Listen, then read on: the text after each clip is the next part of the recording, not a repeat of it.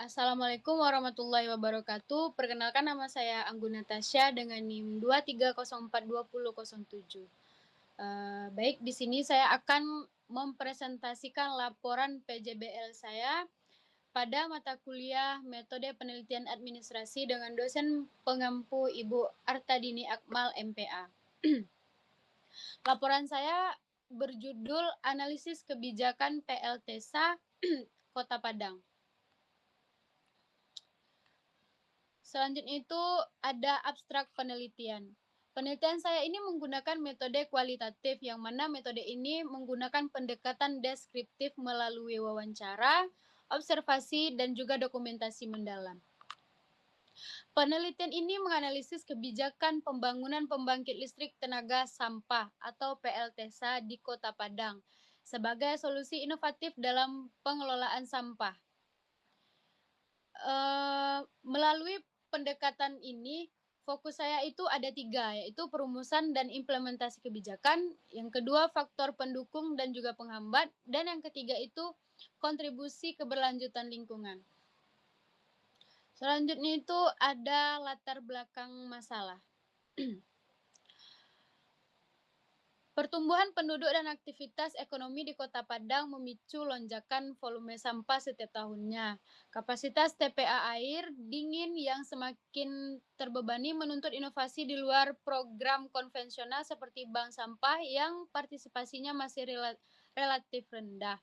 Ya, Pemkot Padang butuh lompatan teknologi seperti PLTSA ini yang ditargetkan bisa langsung memangkas volume sampah di hulu hingga 75%. Lanjut, ada rumusan dan juga fokus penelitian. Rumusan masalah itu ada 3, ya. Yang pertama, bagaimana kebijakan PLTSA sebagai solusi sampah. Yang kedua, bagaimana kesiapan Pemkot Padang dalam pelaksanaannya dan apa saja faktor pendukung dan penghambat utama. Fokus penelitian ini ada 3 juga. Yang pertama adalah analisis aspek regulasi dan kelembagaan. Yang kedua, evaluasi ketersediaan sumber daya manusia dan juga pendanaan. Dan yang ketiga itu ada potensi pengurangan volume sampah di TPA. Selanjutnya ada tujuan dan manfaat. Yang pertama itu adalah manfaat secara teoritis. Saya ingin riset ini memperkaya kajian ilmu administrasi negara, khususnya soal kebijakan pembangunan keberlanjutan. Secara praktis, luaran riset ini bisa menjadi masukan atau rekomendasi strategis bagi Pemkot Padang dalam mengevaluasi tata kelola lingkungan. Dan yang ketiga itu bagi akademisi, menjadi referensi studi keberlanjutan mengenai waste of energy di tingkat pemerintahan daerah di Indonesia. Selanjutnya itu ada teori kebijakan publik. Nah, untuk membedah fenomena ini secara objektif, saya memilih menggunakan teori evaluasi kebijakan dari William N. Dunn. Kebijakan PLTSA ini nantinya akan saya ukur menggunakan 6 kriteria performa yang ditawarkan Dunn, yaitu melalui dari aspek efektivitas, efisiensi, kecukupan, pemerataan, responsivitas, hingga ketepatan kebijakan itu sendiri. Selanjutnya ada konsep pembangunan PLTSA.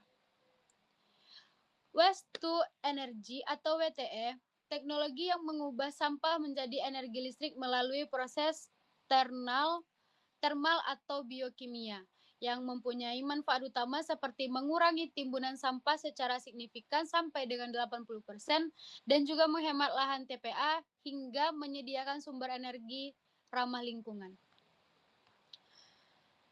Di sini penelitian yang relevan.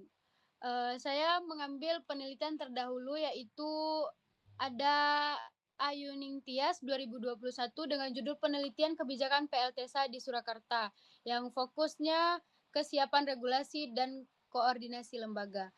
Yang kedua itu ada Hardianti pada tahun 2021 dengan judul penelitian evaluasi TPA Demak dengan hasil penelitian seperti analisis efektivitas sarana dan prasarana. Dan yang ketiga itu ada Wati et al. Pada tahun 2021.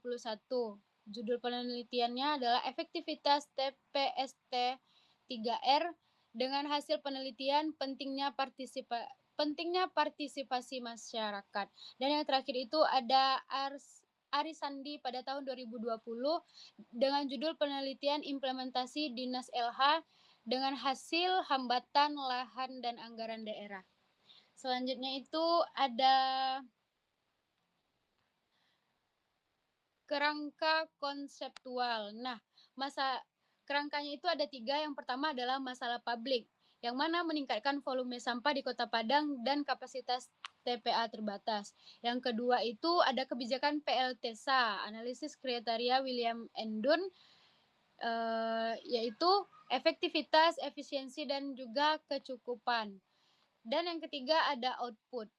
Outputnya itu ada pengelolaan sampah berkelanjutan dan juga ketahanan energi daerah.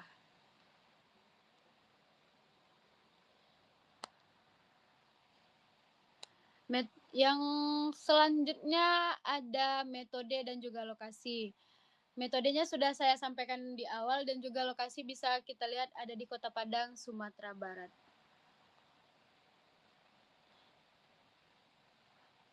Selanjutnya itu ada sumber data dan keabsahan. Sumber datanya dari wawancara mendalam dan observasi lapangan.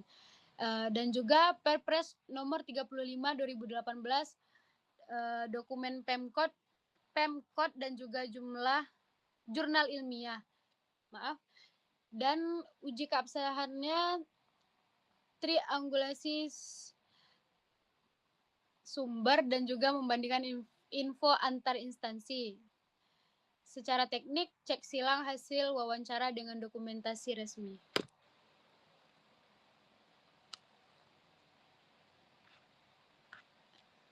Mungkin hanya itu yang bisa saya presentasikan. Baik, terima kasih. Assalamualaikum warahmatullahi wabarakatuh.